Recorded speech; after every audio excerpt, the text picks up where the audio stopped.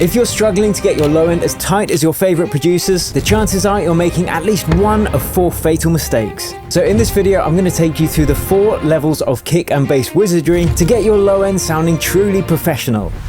There must be a better way of wording that. Now, these techniques are used by the biggest and best producers in the world, so if you're not using them, it's probably why your music is still falling flat. But before we dig in, let's talk about what the kick and bass actually is. Both elements combine to provide the underlying rhythm and low-end frequency foundation of any track. But what else has a foundation? Buildings, right?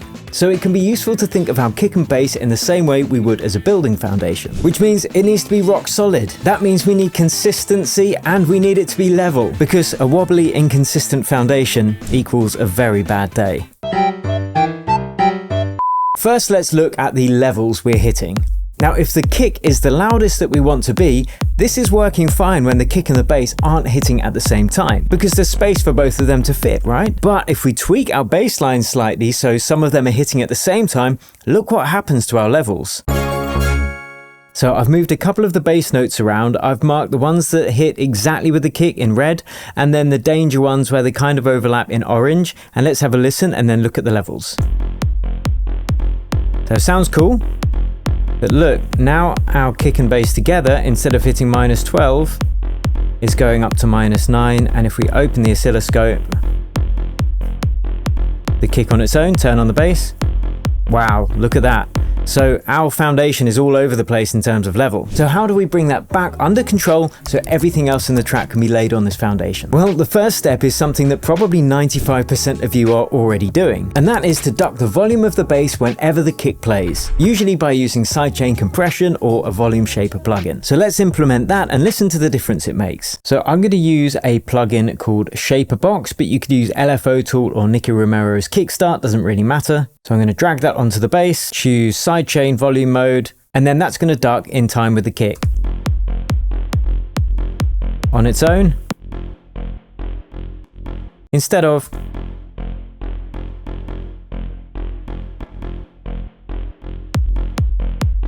so we can hear and see the bass is now being ducked to allow space for the kick drum. Now, some people like to use the exact shape of the kick drum, but I actually find that can sometimes be a bit long, so I like to shape it manually and just get it sitting in the pocket. But you can hear it's completely ducking the bass whenever the kick's playing. Now, you might want that, but if you want to still hear the bass when it plays at the same time as the kick, we need to go up to level 2. So if we look at a kick drum, we can see it's not just bass frequencies. We've got the transient click at the beginning. Similarly, unless we've got a really clean sine wave bass line, there are almost certainly going to be some mid bass frequencies in there. See? Now, as our foundation is really built from the frequencies below about 100 Hertz, we can consider this and actually process our kick and bass sidechain differently. And to do that, we have 2 main options. So the first is to have a separate mid bass and sub bass instrument, which is what I usually like to do. This just gives you a lot more control, and we can then sidechain compress or volume shape the sub bass instrument independently from our mid bass instrument. This works great for sustained bass lines where you don't want too much of that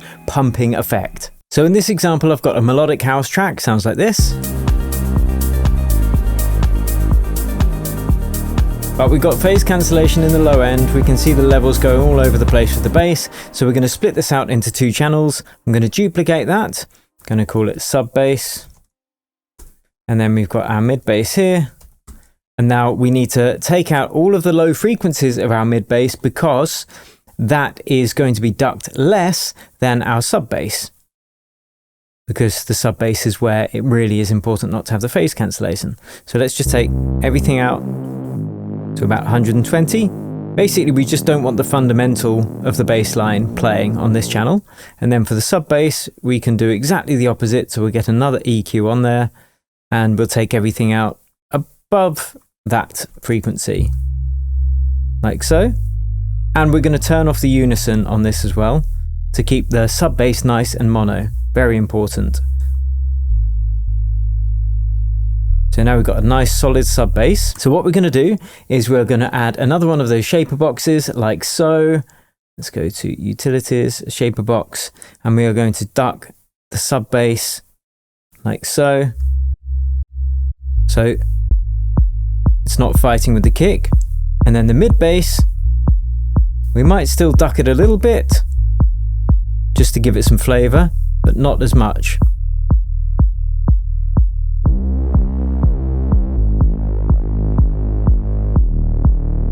Just a little bit. Perfect.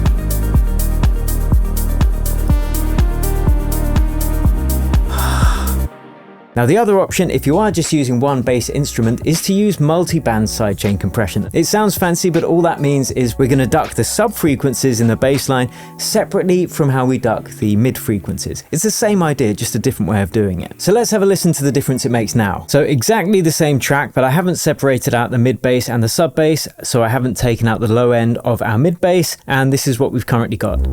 So the whole signal's being ducked. So in Shaper Box, if you slide this over, we're splitting it into two bands. The mids, which is over 100 Hz, and then the lows, which is below 100 Hz. And then we can turn off the mix for the mid-range, and it's just the low frequencies being ducked now. You can hear that? But the reason I prefer the other technique of having a separate sub-bass channel is because I can't now make the sub-channel have no unison applied. So that detuned unison is still going to cause phase cancellation in the sub-bass. That's just one of the benefits of having a separate sub-bass channel. Okay, now a lot of you may have already known that, but now we're going to get onto the really advanced stuff. And this is probably where you've been plateauing, because the next two levels is what separates great tracks from amazing world-class tracks. Before we do that, I've got a quick favor to ask. This year, we are hoping to hit 500,000 subscribers on the channel. If you wouldn't mind taking just a couple of seconds to hit that subscribe button, it really helps me out and I very much appreciate it. Thank you. Now let's look at the kicks waveform. We can see the volume here, loud at the start, getting quieter towards the end. And these wiggly lines here show the length of the wave or the frequency. The closer they are together, the higher the pitch. So we can see towards the end, when we're dying out with the sub bass of our kick, the waveforms get longer and further apart. But much like in a swimming pool, if you have waves bashing into each other, they can cancel each other out. And in music production, this is known as phase cancellation. So let's see that in action. Again, I'm using this oscilloscope to show us what's happening. We've got our kick drum here, and I've got two mid-bass channels. That's why it's so cool. And I'm going to turn them both off and focus on the sub, because that's where it really matters, if you remember. So we can see, because the fundamental frequency of the kick drum and our bass line is the same, the waveforms, the squiggles, are about the same length and the same distance apart. Now you'll have noticed, whilst the kick drum was nice and consistent, the bass line was kind of moving all over the place. Now, if we sum these two signals together, watch what happens to our low end. Where we once had that solid kick drum, we can see when we sum it together with the bass line, it's actually losing volume now and again. And this is the problem of phase cancellation. If you've got good headphones or good monitors, or even more importantly, if you're in a festival or a big club, that could be noticeable and really suck the energy out of the low end. Now this is like having wet cement in your foundation. Completely inconsistent and totally unacceptable. So here's how we fix it. We need to solidify it, and for that we have two techniques. The first is, if you're using Serum, it's going to default to having this randomized control set to fully on. And what that means is every time that your waveform is played, it triggers from a different point in the wave. Now this causes the inconsistency. We want our sub bass in particular to be very consistent and sounding the same with every hit. So the way that we can solve that is simply, on our sub bass instrument, if you are using a separate instrument, turn this control right down to 0. And that means our wave is going to trigger from exactly the same place each time. So let's bring the kick back in and see what's happening with the waveforms now. So they're both exactly the same each time, which is great. But let's stack these together, or rather overlay them. And we can see that we are now hitting kind of opposite.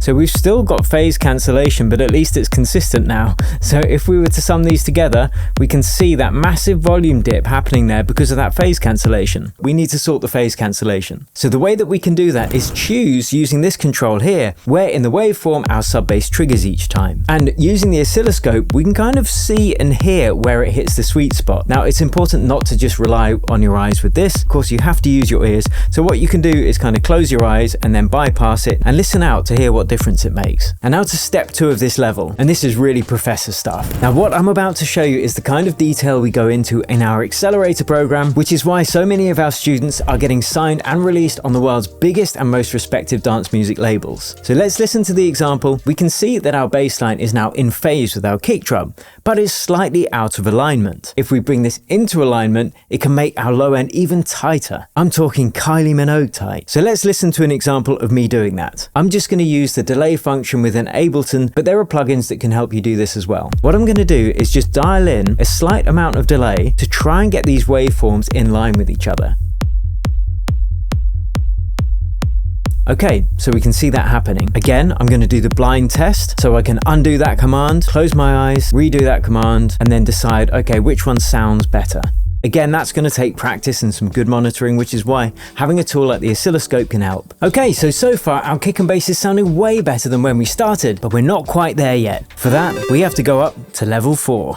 But a quick warning, this should only be done after you've nailed steps 1 to 3. This step will not fix a bad kick and bass relationship, but it will gel the kick and the bass together and create something truly cohesive. This is like, I guess, polishing your foundation. So if we route the audio from the kick and all of the basses together, so I'm going to put my mid basses on as well, into one place, aka a bus, we can now process all of those together as one signal. So this is where we are at the moment. Sounding pretty good. But let's just see if we can't get a bit more out of this. This is where I would add a little bit of saturation. I'm just going to use the drum bus for this. And what I'm going to do is add a little bit of low end subharmonics.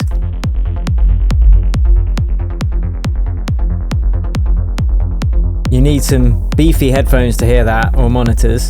So that's off and that's on. It's easy to overdo this, so beware. The next thing I'm going to put on this chain is a glue compressor, and I like to set 30 milliseconds as the attack and just go for 1 or 2 dB of gain reduction, which we can then boost up again. Maybe put a soft clip on. Now, at this stage, at the bus level, it's really important to always A/B test with your eyes closed to see if it sounds any better than before you did the bus processing, because I've seen people kind of spoil their mix at this stage. We're only looking for small moves, as with the compression of about 2 decibels of gain reduction, and if you're having to do more than that, there are probably corrections earlier in the chain that you need to work on, the biggest one of which we haven't even touched upon yet. And it's actually the most important part, because if you get it wrong, literally none of what I've shown you today is going to make any difference. Here's an example. Check out these 2 versions of the same track.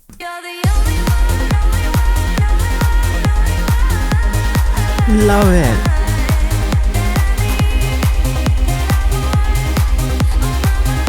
And now let's listen to the next loop.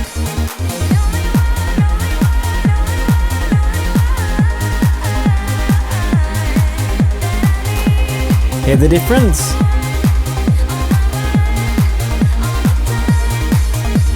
Each of them use all of the techniques I've shown you today, but still, one sounds better, right? Now the reasoning all lies in the specific kick drum I've used in that example. It's vitally important, but no one actually talks about how to pick the perfect kick drum for your track. Well, I've created a video that shows you exactly how to do that, and you can check it out there. But before you do, if you enjoyed this and found it useful, please give it a like, share it with your friends, and consider subscribing to the channel. It really helps me out and I appreciate it. Thanks for watching. I'll catch you over at that next video where we're gonna nail your kick drum.